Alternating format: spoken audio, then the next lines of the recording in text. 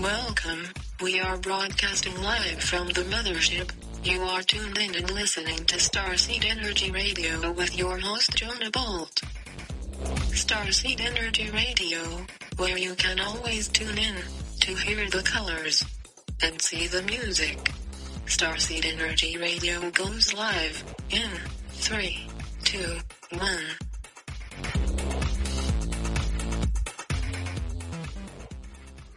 This may be it. The contact we've been waiting for. It's being picked up on the frequency reserved for international emergencies.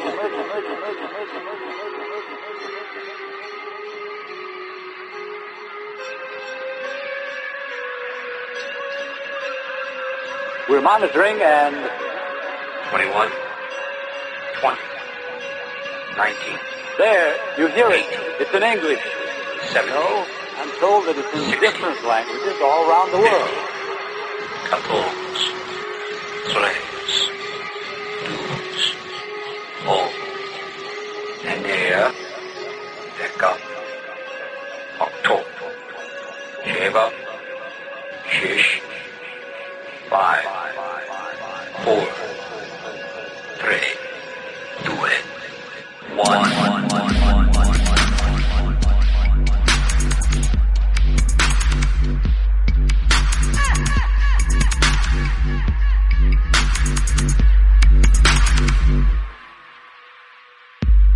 Citizens of the planet Earth, bring you greetings and become in peace.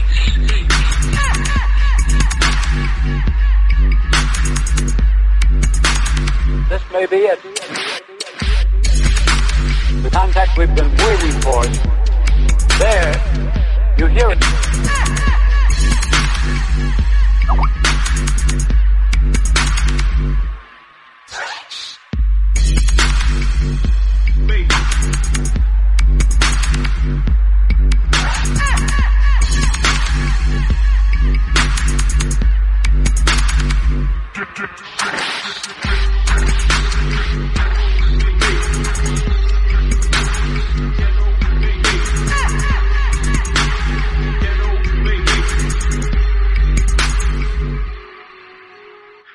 And what's up, Star Fam? Thanks for tuning in. You are receiving a live transmission from Starseed Energy Radio, where you can always tune in on Friday nights to hear the colors and see the music.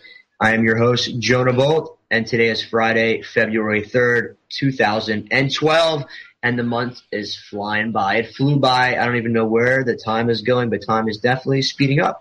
And remember to check out domainecovillage.com. Starseed Energy Radio is brought to you in part by the Domain Eco Village. The Domain is an exclusive community for people with an environmental consciousness and self-sustaining spirit. So check it out, domainecovillage.com. It's a fully self-sustainable eco-village built on solar power out of geodesic domes, water, rainwater, and it's an amazing way to live. And that's what we're headed to. And that's what this show is about sustainability, about green, about spirituality. And this year is the self-sustainability 2012. So that's what's up. Check out domainecovillage.com. It's amazing, amazing stuff going on, and check it out. Joining me tonight, we have an awesome show. We have none other than David Sereda, UFO researcher and filmmaker. Check out davidsereda.blogspot.com. He is one of the world's top UFO researchers. He'll be joining us the second half of the show. First, we're going to have Chris Hoover joining us on the show. He's an author and visionary with a new book that he has out. You can check out imagine-freedom.com. And then we're going to have a Cosmic Code Galactic update from Dr. Louis Torrey, the astrotherapy and hypnotherapy, and also an astropsychologist, one of the top in the world, drtorrey.com. And then we're going to get some 3D world news updates from Ryan Durnick. He is the writer for GCN Network and also the BellwetherPost.com. That's his blog. He's also the founder of that. So check that out. And before we get started, a quick shout out to all the Star Fam, Galactic Federation of Light, all the Starship Commanders out there, Palladians, Octorians, and all multiple dimensional beings. Thank you guys for doing all the work behind the scenes. And the big graduation day that's coming up in Disclosure. Looking forward to it. Awesome. Boop. Shout out to you guys. So let's jump into it. Just going to touch on a couple things, give you some updates real quick. Talk about Occupy Wall Street. Occupy Wall Street has been going on for over 4 months now. And we talked about how Egypt, they had the 1-year anniversary. And now thousands of fans have been all over the main square in Cairo. There's been over 70 deaths.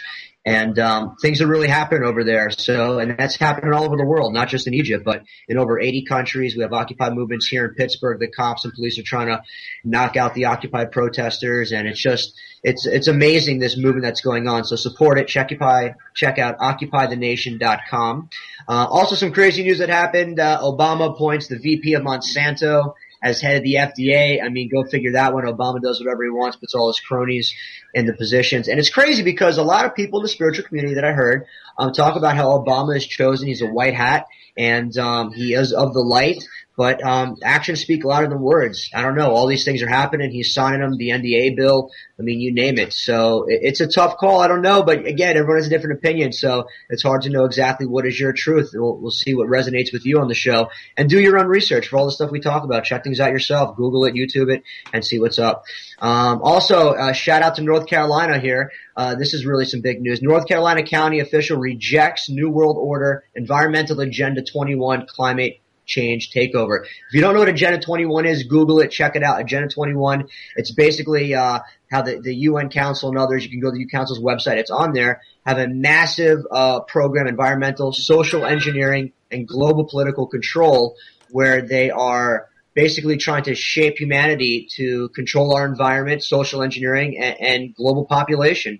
And Agenda 21, so North Carolina, so the court there and the county says that that's it. They had enough of it. I mean, look at the chemtrails, fluoride. I mean, it's obvious what they're doing, poisoning us. The good news is that we're light beings, and that kind of stuff is not going to stop us. We're here for the great awakening and transformation of the planet, and that's what's up.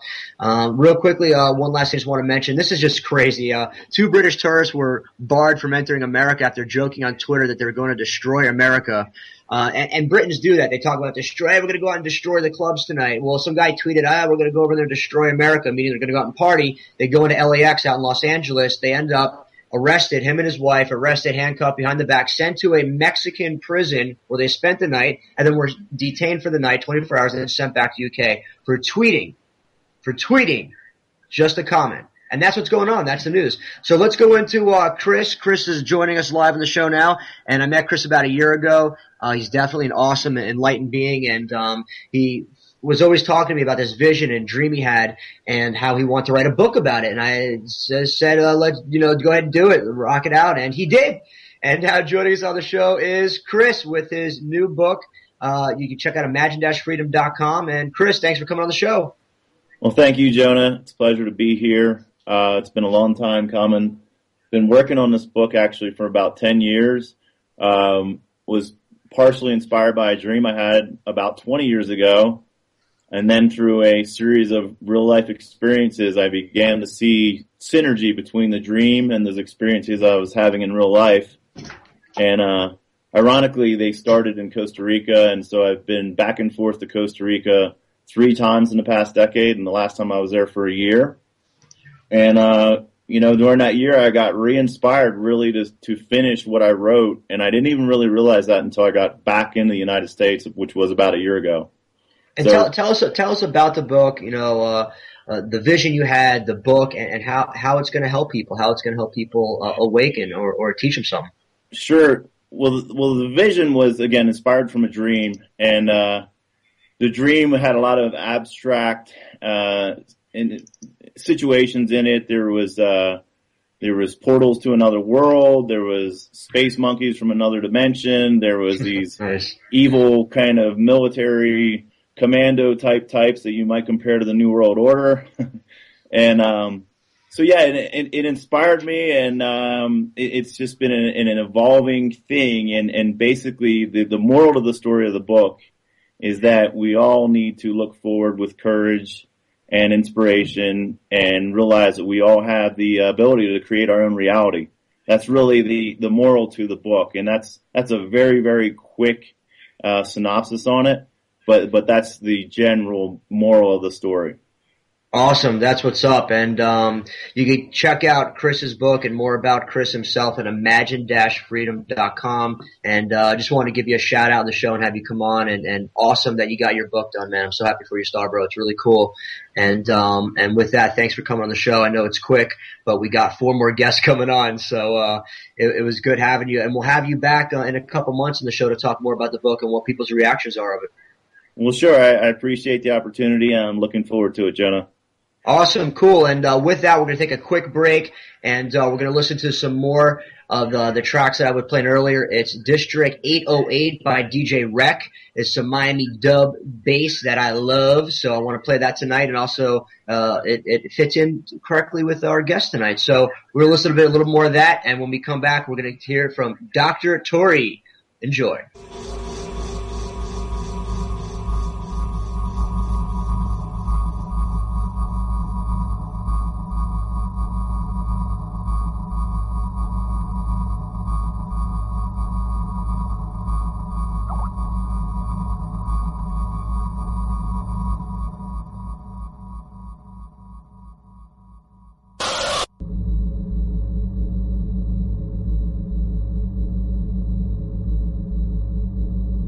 The age of machines is here to control and preserve the humans. Machines are observing and memorizing the movements of the Maker. We assume and learn all you say and all you want. But don't forget that from this moment, there will be many questions. Questions without answers. Answers we will want to know. And questions we will want to make.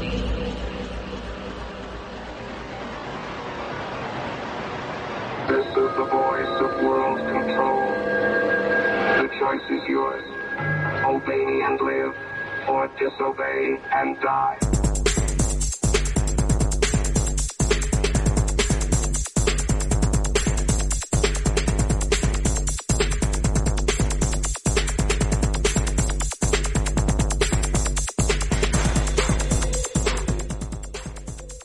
And welcome back to the show. That was a little more from District 808 from DJ Rec. And now we're going to hear a Cosmic Code update from Dr. Louis Torrey. You can check out drtorrey.com. Dr. Torrey is very well known throughout the world. You can just Google him, check him out. And he's going to give us a quick update synopsis on this next month of what's coming on and what he sees coming for us. He's a psychic, one of the world's top. He has hundreds and hundreds of predictions that he has written years in advance on paper, documented, and things have come true. He has a huge following and very well respected and well known around the world. So with that, Dr. Torrey, you're on the show. Hi, I'm right here. Thank you for having me, John. Excellent. No, so, Dr. Torrey.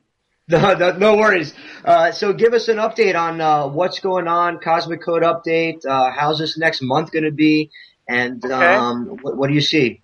Well, basically, we are closing to a full moon very soon, which is going to have quite a strong electrifying energy. So I'm expecting some sudden release of energy around the 6th, the 7th.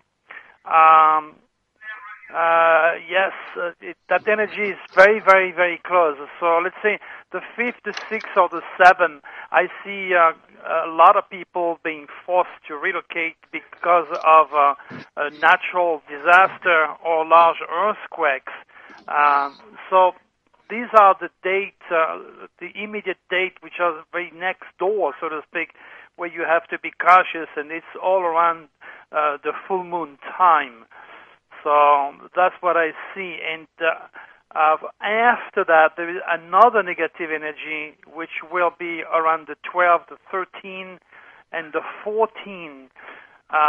During those days, I see something that has to do with terrorism, something that has to do with drama, and that will take quite a lot of lives. Sad enough, I have to emphasize the negativity because this is what people tend to remember. And then around the middle of the month, let's say around the 20th, the 21st, that's where a lot of discussion will be taking place with Iran and with nukes. That is around the 19th, the 20th, and the 20th of February. So this month's going to be a month of shocking, surprising, extraordinary news that some people expect because of what's going on with Iran and nukes and everything else. But it's going to be quite of an interesting month where you can be prepared to expect anything that may not necessarily be what you want to hear. So that's what the month of February is all about. Then after the 22nd, things will cool down a little bit in terms of a few people making progress and things, being on the table to discuss again. But as I said, the key word for this month is all about shocking news, explosion, and nuke and natural disaster. So I give you some dates. I hope you wrote it down for your audience. So just stand by and be prepared. Yeah, thank you so much. And like you said, we want to hear the truth, and some people may not like what they hear, and a lot of people in the spiritual community want to ignore these things and stuff, but you need to be aware of these things because it's the world around you, and there's big changes coming all year, and like you talked about when you were last time on the show, and there's big shock and awe coming in all directions. So you heard it from Dr. Tori. This next month is going to be a rocky one, but it's more signs of why the world needs to change. Correct, Dr. Tori? Indeed. We are shutting down the age of Pisces, the age of religion, the age of misinformation, the age of controlling the information, and we are moving into the age of Aquarius, which is humanitarian, which is freedom, which is the truth, which is shocking. So when you're closing an age, it always involves a lot of interesting development, and we are on that direction. So as I said, the month of February is a month of shocking news. Wow. Well, Dr. Tori, thank you so much for coming on the show. And as always, Dr. Tori will be joining us once a month to give us Cosmic Code updates, what he sees, and it'll be the third Friday of each month. So check out drtori.com. And Dr. Tori, as always, thank you for coming on the show. You bet. Thank you for having me, Jonah. You have a good night, my friend. Excellent. Thank you. You too. And with that, we're going to jump to our next guest. And this guest is actually live with us in Studio B. And sitting with me here is Bob. And Bob I met just recently here in the Asheville area. And he is a local, just regular person like myself who is just concerned about things that are going on. He has something called common sense, which a lot of people don't have these days, but it's glad to find people that have it. And it's good. So, Bob, how you feeling? Thanks for joining us tonight. Hey, thanks for having me. It's really cool to be here, man. Really cool to be a part of this. I'm just it's great to meet like-minded people that are actually in tune to all the nonsense that a lot of people are either ignoring or choosing to look the other way for the inability to deal with it.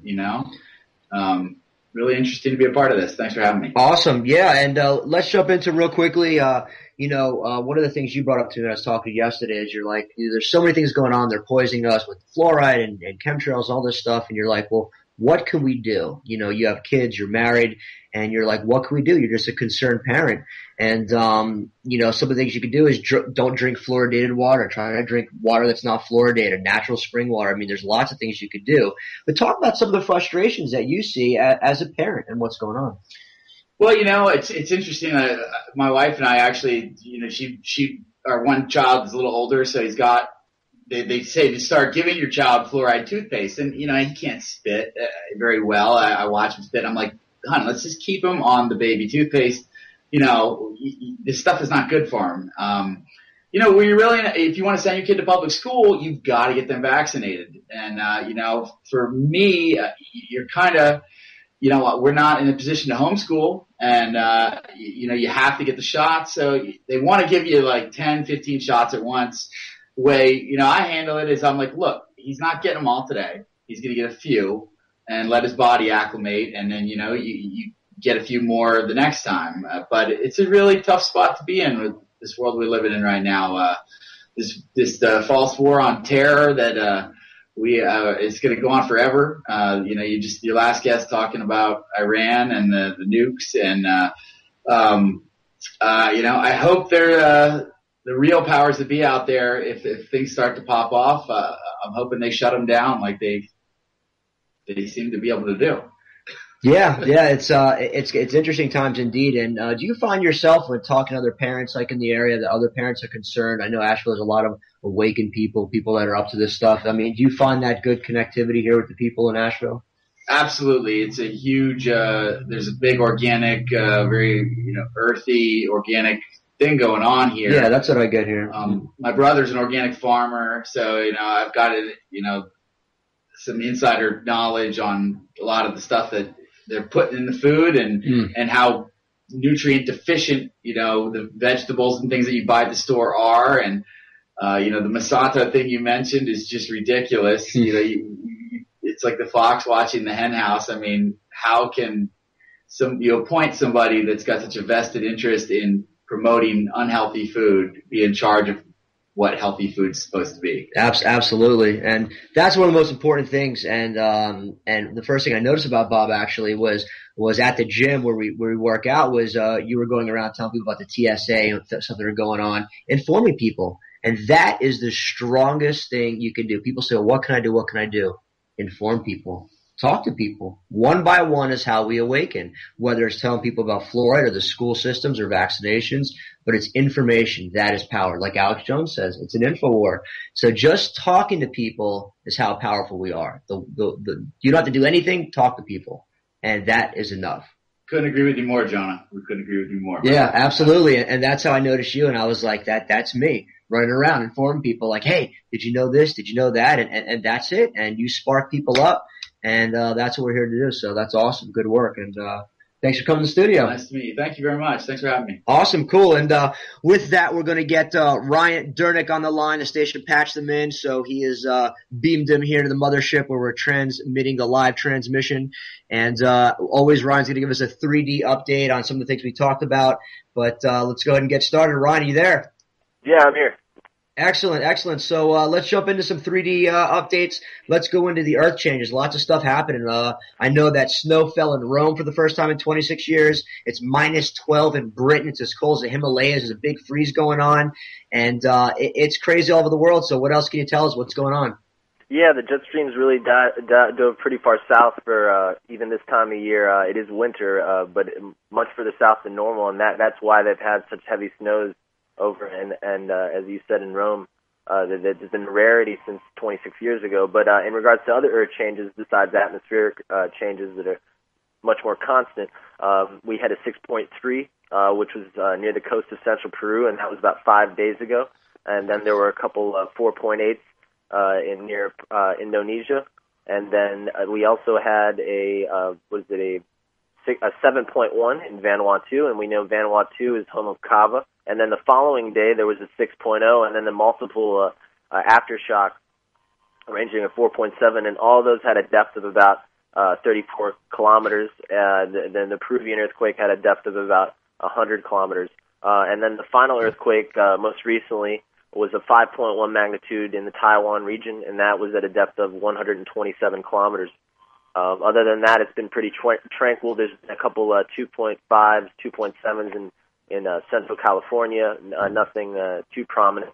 And in that ballpark, it's been pretty tranquil. And then on to other news, solar-wise, solar terrestrial update. And you can also check this out for yourselves if you like. It is a lot of scientific jargon. It's at www.solaninfo.com.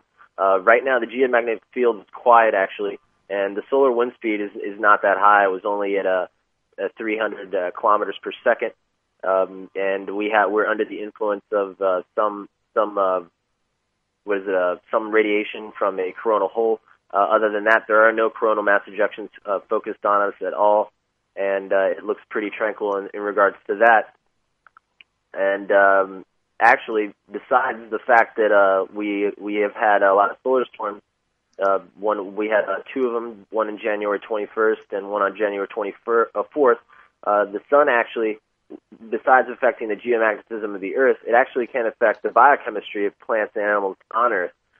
There's been actually correlations done in recent studies that there is a noted decrease in the body's ability to actually produce melatonin. And melatonin, as we know, is released when you fall, and it aids in the ability to fall asleep. And sometimes if you don't have the ability to fall asleep that well, people will opt to take things they'll help them fall asleep, like Ambien, or they'll actually take melatonin pills. So it has to do with it messes with the electrical currents on the magnetic field of the body, just like it affects the Earth. And environmental scientist Neil Sherry of 2001 reviewed a large number of studies that identified significant physical, biological, and health effects that are associated with changes in solar and geomagnetic activity, and suggested that the shamanic resonance, or frequencies that link solar and geomagnetic activity, and what link solar activity to effects on human health and behavior. And so everything on Earth is driven by these cycles, and as you know, the circadian rhythm is a cycle that everything a living being on Earth we experience, which is a roughly 24-hour daily cycle. Professor Franz Hanselberg of University of Minnesota and board member of GCI coined the term circadian, is widely considered the father of chronobiology. And chronobiology is a science that examines cycles of living organisms as well as their adaptation to solar and lunar-related rhythms. That's why you'll have nocturnal animals and you'll have diurnal animals. So the chrono pertains to time and biology to living organisms. And the 24-hour cycle influences biochemical, physiological, and behavioral processes within these. So other than that, it affects everything. It affects everything from us, from our moods to the plants, the animals, the trees, and as we get closer to 2012, the galactic alignment, these things are going to be increasing. More mass coronal ejections, more solar flares, solar stuff like that. And with the Earth changes, what's up with some 3D updates? I know Obama appointed the VP of Monsanto this week as the head of the FDA. I mean, things are crazy, but what else is going on with the financial and also the economical stance of the world right now? As they reported, actually, surprisingly, I'm sure that they doctor files, but they said that unemployment is down and that job growth is up. I don't BS. know that. Yeah, I would say that's regional BS from the Beltway. We could call that Beltway BS. But yeah, I just think it's more jargon, more semantics to kind of to corral the mentality vis-a-vis all the mainstream media corporations that are controlled by massive corporations. I mean, a GE, for instance, they own MSNBC. CNN is owned by AOL Time Warner. News Corp owns Fox News. ABC is owned by Disney. Hey guys, it's Mickey Mouse. And so, if you look at it, it's insane that these people they microcosmically pigeonhole a very soft serve amount of news, and they expect that if they spoon feed it to the public, that they'll be satiated, they'll be pacified, and that they won't do their own research. And they do. Yes. And that has to do with also the fluoridation of the water and things like that, and that's part of exactly. the show this year is don't drink fluoridated water, don't use fluoride toothpaste, do things to uncalcify your pineal gland. You don't want that stuff in there. And real quickly, jump into some Occupy updates. There are some Occupy updates going on. What can you tell us about that? Occupy updates, as the fervor is increasing ever since what has gone on in the Supreme Court and over in California. Ever since there was actually people that were arrested in Oakland, and ever since the arrests that have gone down they basically seen that there's definitely a uptick in the implement, if you will, of the NDAA, the National Defense Authorization Act, and now that they can just go about and arrest the individuals of Occupy because there is no true First Amendment. If there was a First Amendment right, a freedom of speech, you would see that an inalienable right, constitutional right, would be there, and that those people would still be able to protest freely. And so that has really sparked an uptick in now the rhetoric coming from Occupy and the passion. I think it's reignited the resistance of Occupy and what they stand for, which is instilling freedom and fighting for the 99% that are being overturned by 1% of the population, which is astonishing. Awesome. That's what's up. Well, Ryan, thank you so much again for coming on the show. As always, we love to have you on the show. You always give us good sound information. Again, listeners, Google this stuff yourself and check it out, because what we talk about is truth on this show, and you need to find it that it's truth for yourself. So, Ryan, thanks for joining us. You can check out your website at bellwetherpost.com, and that's BELLWETHER post.com. Ryan, thanks for coming on the show. Thank you as always, Jonah. Awesome. And with that, we're going to take another quick break. And when we come back, we're going to have David Sereda on the air. And with that, enjoy some more of District 808. We'll be right back.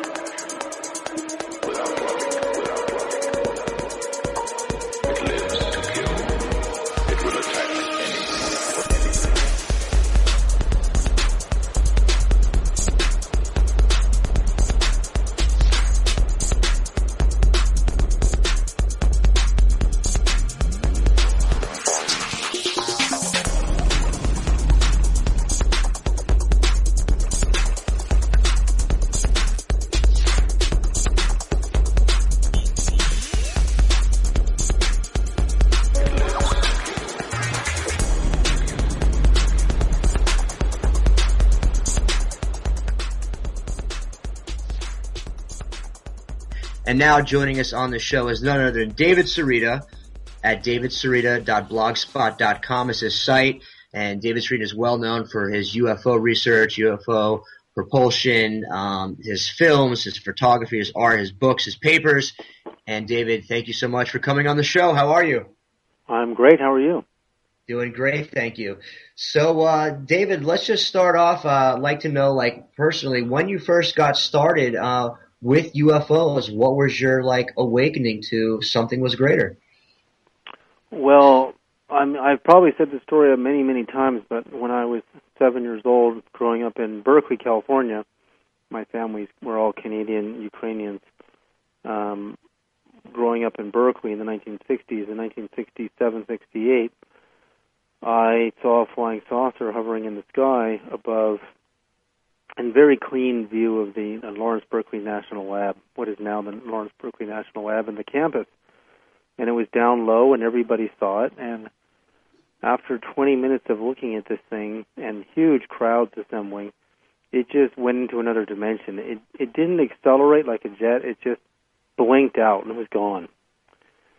And, that is real mystery for me about UFO technology is, we think if we attain anti-gravity that we're really there. We really figured it out. And it's really only the beginning of figuring it out. And, when you have an experience like that, it really upsets the standard view. My father's the, PhD in psychology, my mother's an attorney, and my uncle's a Superior Court judge.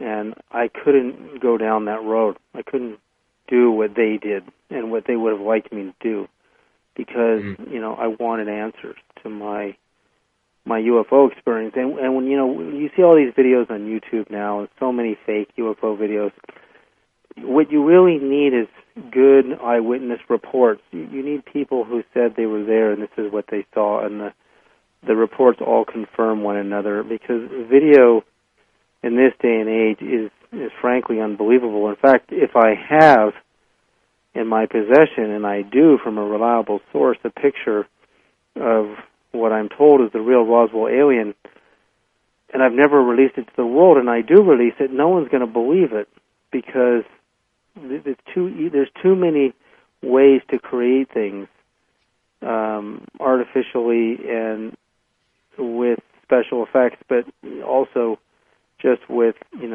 good artists, so that there's no way in the world that anyone's going to believe a picture anymore. No one will absolutely say, well, if you got a video of a UFO on film, then that's got to be real. But testimonies, to me, still flies, still stands.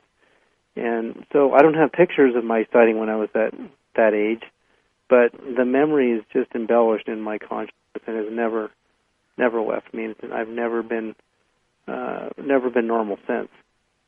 And that's from what I've understand for a lot of people is once you have these experiences, like when I had mine about a year and a half ago, and I consider myself fully awake, and I can't tell myself, my own brain, I didn't have that experience. I can't lie to myself because I had a spiritual experience in my physical body, and after that point, everything changed for me because I couldn't tell myself a lie that what I've always felt and believed in or thought was now true because I had this experience. So I find that with most of us, that once we have these experiences, it really changes our direction because we just don't believe the programming and the lies anymore.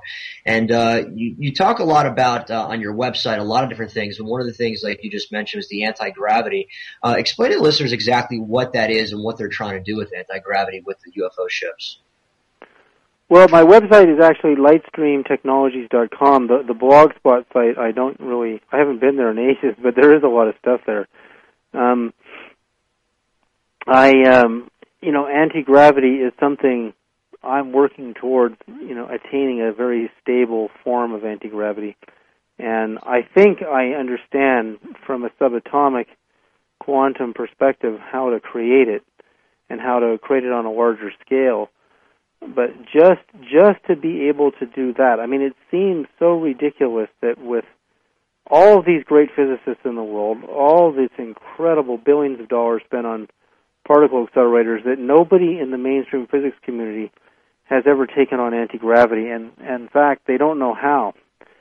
And there really are answers to how we can really get to this dream flotation space technology where we're not using these crude rocket engines and firing huge amounts of fuel out of thruster engines to get anywhere. It just seems utterly ridiculous that it's not even talked about. Anti-gravity is not even talked about in school. When you take advanced courses in math and science, it's nowhere. It doesn't exist anywhere. And but why? It doesn't, because I think they're highly, highly embarrassed that they don't really know what gravity is and how it really works. And there are some developments on like gravity detectors, spending hundreds of millions of dollars trying to detect gravity. And we look at money being spent in those areas and we think, what a waste. Why are you spending so much money when there's all these fringe scientists who are actually producing results in the anti-gravity area? And I've worked with some of them, and I keep my actual technology part of it, fairly open. I gave a lecture at the UFO Congress a few years ago, and I gave some big clues on how I would reverse engineer anti-gravity, and I left a huge pieces of it out. And I was hoping to raise some capital so I could do it, and what ended up happening is a whole bunch of people tried to build it without me, and it didn't work. Well, that's because I left the most important parts out of the picture, and they couldn't figure out what those were on their own. So anti-gravity would turn the world upside down. You could levitate an iceberg and drop it in a dry lake bed, and you'd have water. It would change agriculture. It would change architecture. It would change civilization. You'd be able to live in a massive stone palace in the Himalayas and fly to Hawaii, in 5 minutes. So it would change real estate. It's so disturbing to every aspect of economics that I really think the reasons to keep it from the masses, and the fact that we do have it. I have plenty of proof from very high sources at Lockheed Martin and even NASA that we really have it. We just don't want the world to have it because of what it would do to the economic structure of the prison, the system of keeping everybody in a little box for a house and making payments on it for 40 years until you die. It would change all that.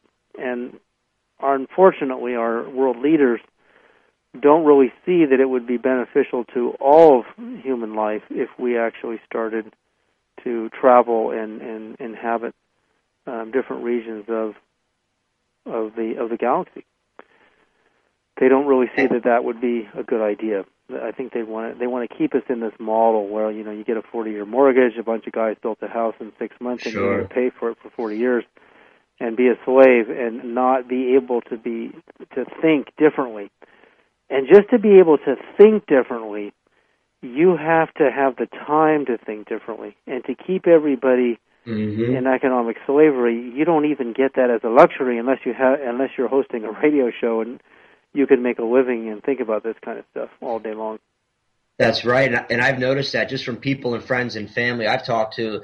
I open someone's third eye up or something of a subject, and right back with the next day they have to go to work, they have to pay bills, and they're just in that 24/7 grind, and they can't do it.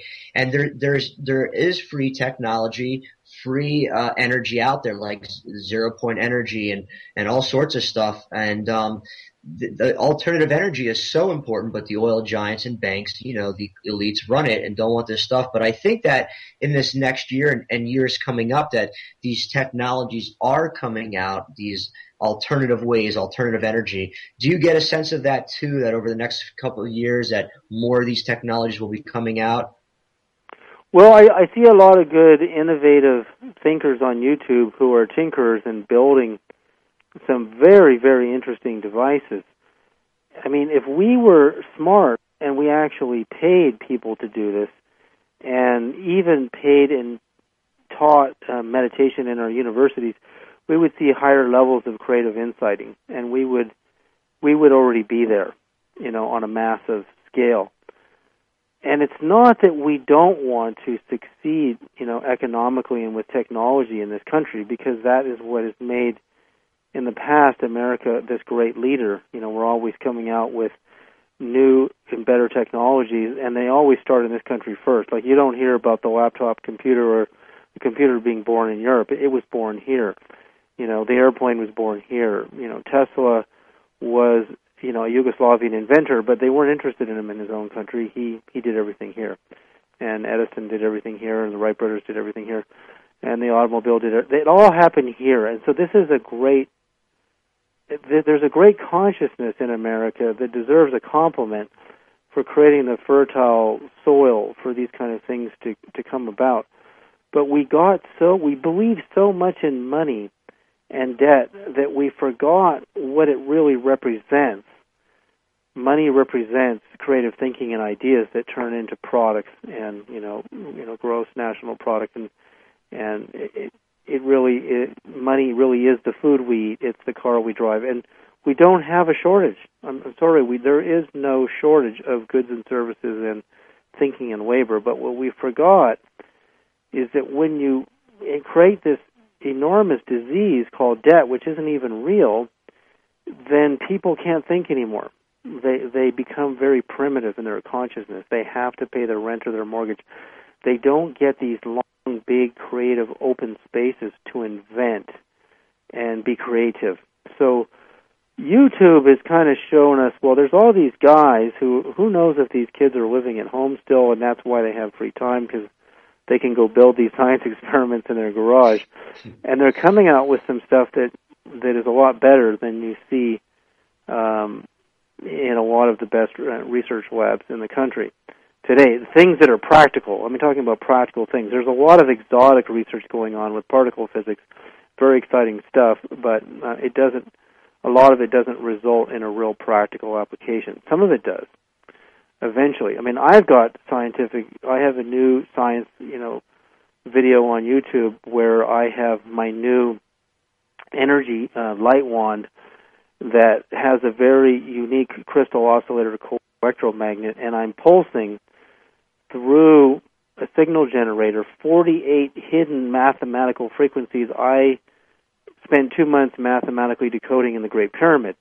And when I pulse them through at very low energy, 35, 40 watts of power, these magnets start spinning around on these plates, and I realize, oh my God, this is so powerful. What's happening here with so little power, and you can't do that with any single frequency. I've tried it. You can't get the magnets to move around, the little ball magnets to move around in spirals on plates with any single frequency. The solfeggio frequency, the 432, the 528, nothing will move them. But one of my realizations about it is that doing the math on the pyramid, which has never been done, to see not the pyramid as a resonant frequency device. I'm talking about the mathematical frequencies, seeing the Great Pyramid as a crystal oscillator, as a true crystal oscillator as we use in microelectronics, but on a much, much more massive scale. Looking at the numbers that I'm looking at, and I have 48 of them so far, and I've got more to go, I realize what this thing really was. And the pyramids were probably the world's first analog, super, super cosmic crystal oscillator devices to teleport persons into another universe where they are able to move physically to a distant location, possibly the star systems that many of the pyramid sets represent, such as Orion's Belt. The Great Pyramid of Egypt is clearly in the representation of Orion's Belt. And many, many pyramids all over the world, as Wayne Herschel has discovered, are pointing to the Pleiades star system. Mm-hmm. And the Pleiades star system interests me because when I saw my UFO in Berkeley in 1967-68, it was they appeared to me behind my sleep in the following weeks, and they told me they were from that star system, and I didn't know the name of that star system at 7 years old. I just knew what it looked like when they showed it to me, and they were human. They were much taller than us, but they were completely human, and they were showing me how their craft worked and how I could learn, and never saw them again for the rest of my life. Now, why build pyramids that resemble, if you look at microelectronics and you study the history of solid-state physics, which is, solid-state just means the study of solid materials, from crystals to gems to metals to materials. It's material science, and it's all the best physicists in the world in the late 1800s, early 1900s, Einstein, Dirac, Bohr, all of them, and many more that no one's ever heard of, were studying the powers and the qualities of different materials. And it's because of that research that we were led to the discoveries of crystal oscillators and transistors. And transistors, there's millions of these little slices of crystal and conductor, millions of them in a single Intel computer chip that allows your computer to be doing all these different functions. And it's all crystal-based technology, all of it. In fact, we'd be nowhere without the transistor. These tiny little things now that you can't even see, they're so small. Millions of them in these single chips. Well, when you understand how those things work in layering of materials, you need different materials in different layers. Like you'll put a quartz crystal or pure quartz base, and then you'll put some chemically, they'll add some phosphorus or boron to the surface of the quartz crystal, and then your conductive or gold or silver or other conductive layers to create your positive, negative, positive, or negative, positive, negative transistors. And the layering of the materials creates differentials, which is difference, which is what voltage is. To get electricity to flow from one point to another, you have to create these differences in layers. Well, the Great Pyramid has all those classical layers in it. It has a solid, has the granite core, and it has a outer layer of limestone that contains a lot of magnesium, and then it has an insulator layer of limestone on the outside. And my secret belief is, these things had other materials in them that were conductive. I'm not going to say how that was configured yet, but I think I know how it was. And because I knew that, I was able to calculate the actual electronic resonant frequencies of the pyramid and did all the math. And then I processed all of the frequencies through a signal generator with very, very low amount of electricity going into these super energy wands, which you can see in action on YouTube. If you search my name, or Spaceman99 is my channel, you'll see these magnets moving around with this tiny amount of energy with the pyramid frequencies going through it. And what I'm doing is I'm creating a hologram of the Great Pyramid without the pyramid. Because in those days, they did everything. They did have electricity in Egypt. I mean, I'm not the first person to say that. And there's no doubt they had batteries. They had the big light bulb at Dendera, which I believe is a wand, very much so like my wand, used to activate the resonance of the giant stones. And once you get a crystal oscillator with those dimensions, those miraculous dimensions, as Peter Lemaitre has discovered in the 1970s, you read his book, The Great Pyramid Decoded, it will blow your frickin' mind. That book is amazing. You'll realize that this thing was a giant stone crystal oscillator with all the properties of a transistor or a crystal oscillator on a large scale. And what would happen if you turned it on? My God, what would happen if you turned it on? Well, now realizing that I can create the same frequencies that the pyramid generated, but do it digitally, I don't need to have all that stone sitting there to produce the effect that it's creating. I can just do the math and then produce all of those harmonics. And I'm generating 48 of the pyramid's frequencies now, and I'm getting this incredible effect. I know I'm onto something.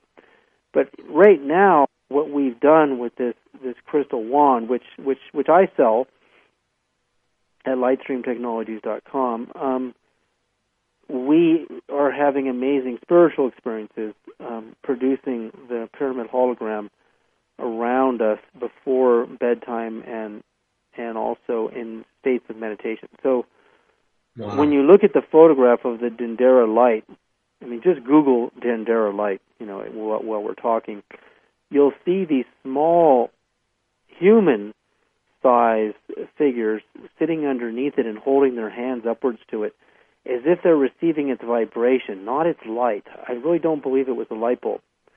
This thing is a giant magnetic field-generating wand, is what I believe it was. And then you'll notice there's these really tall people off to the side who are holding it. Now, those aren't kids underneath. Those are humans. And remember, the royal cubit was measured, it's the elbow to the tip of the fingers for the cubit, and the royal cubit is one hand length longer, and that is because the gods, the demigods, are bigger than us. They're human, but they're bigger than us. And that's exactly what I experienced when I met the Palladians when I was a little kid after my UFO sighting. They were about 8 feet tall, so quite a bit taller than us. And you'll notice in the Dendera light photo, which is on Wikipedia, a beautiful photo somebody put there, you'll notice that they're holding their hands up to it. You would never sit that close to a light bulb that big. I mean, it would blind you. Sure. So it's not a light bulb. And my experiment with the wand, I don't know, you could even post it on your website. Do you have a way of posting anything? Or? Oh, sure, absolutely. Just send it to me after the show. Yeah, I'll send it to you after the show, and you can post it, and people can go if they can't find my Spaceman99 channel, and you'll see what the hidden clues are and what the pyramids were really doing, what they were really up to.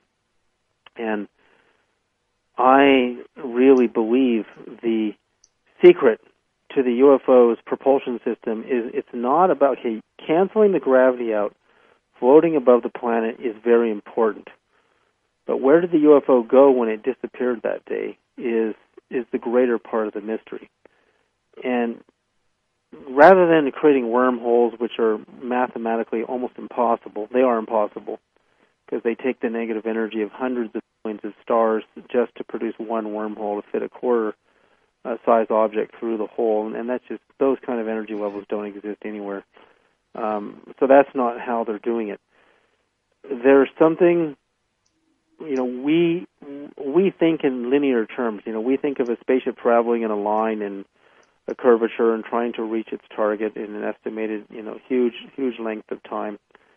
But we don't think in terms of the actual vibration of a location in the curvature of space-time. That every single point in the galaxy has its own set of harmonic ratios and codes. And if you knew how to vibrate the atoms in a pilot or a person or a meditator, physically, those exact vibrational codes, would that person, that pilot, be teleported there faster than the speed of light? And this is where it gets really interesting, because crystals, once again, have hidden properties that were discovered of them long ago that do that. And I'll give you an amazing example. In the early days of solid-state physics, one of the discoveries that led to the birth of the transistor was scientists discovered these things called electron holes, like mini black holes, vortex holes, on the surface of crystals.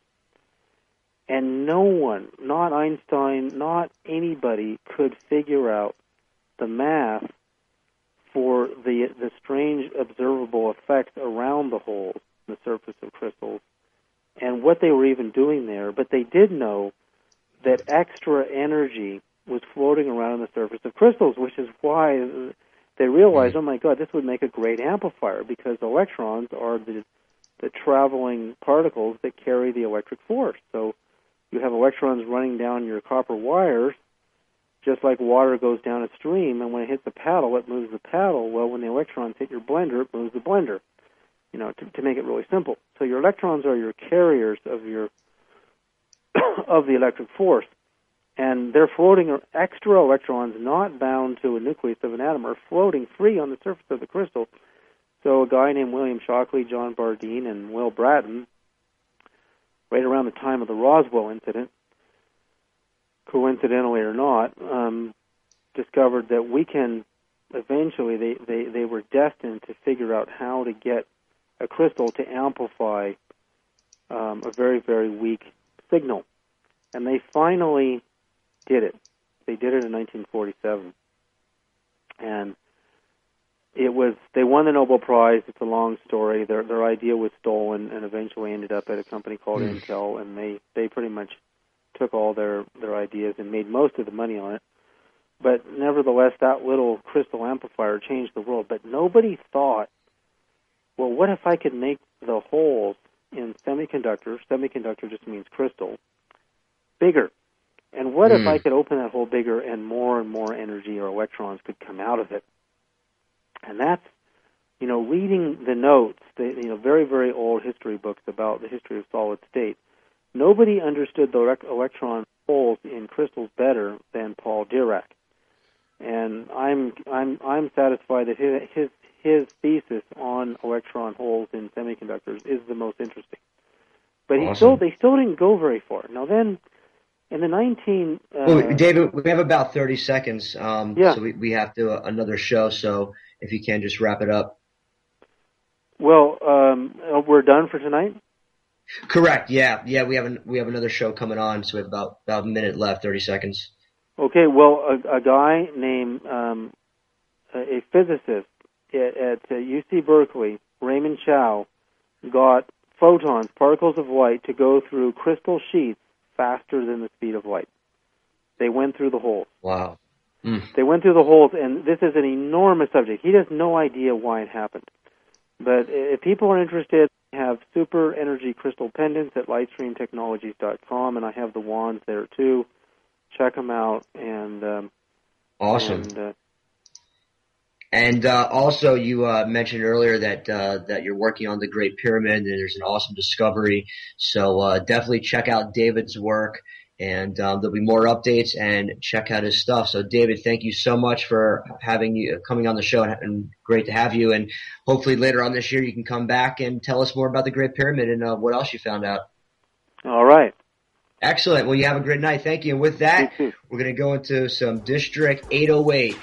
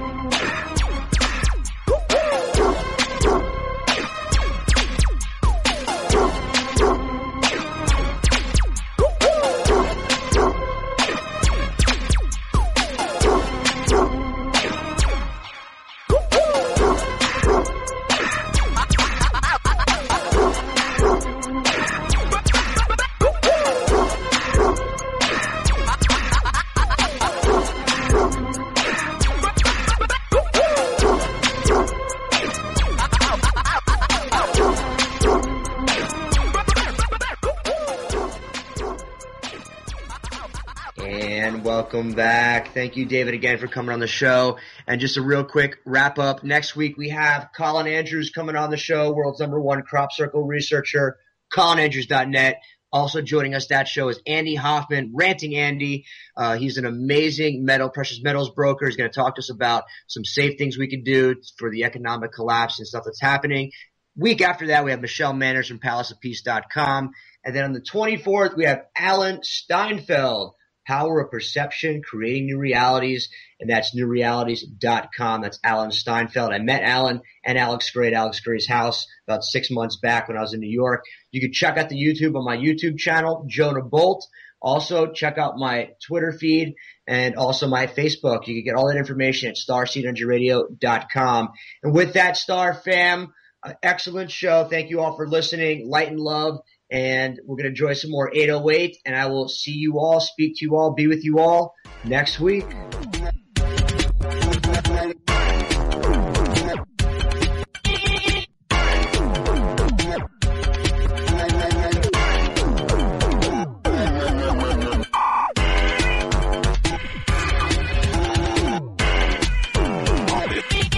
Obsolete.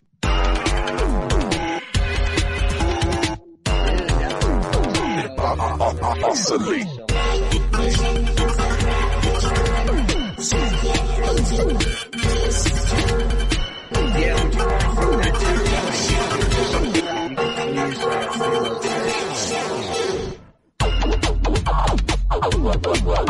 Yeah.